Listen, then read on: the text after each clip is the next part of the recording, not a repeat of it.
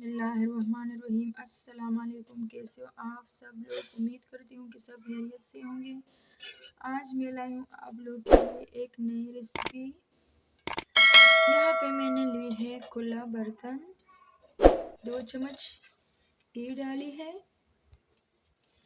जी। तो हम बना रहे हैं शीर खुरमा। तो 1 कप मैंने ली है सवैयाँ।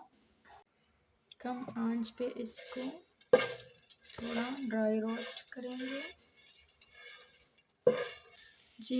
तो कुछ अखरोट डालेंगे, 1 चम्मच नारियल पाउडर डालेंगे, 2 हरी इलायची।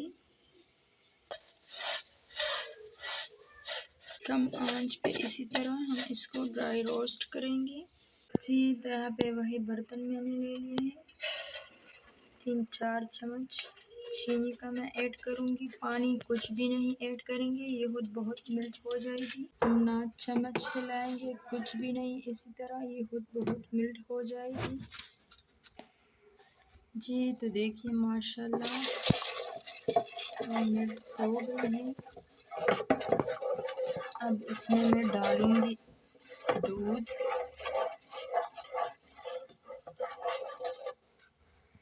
1 लीटर दूध मैंने डाल दी है जी। तो अच्छे से मिक्स करेंगे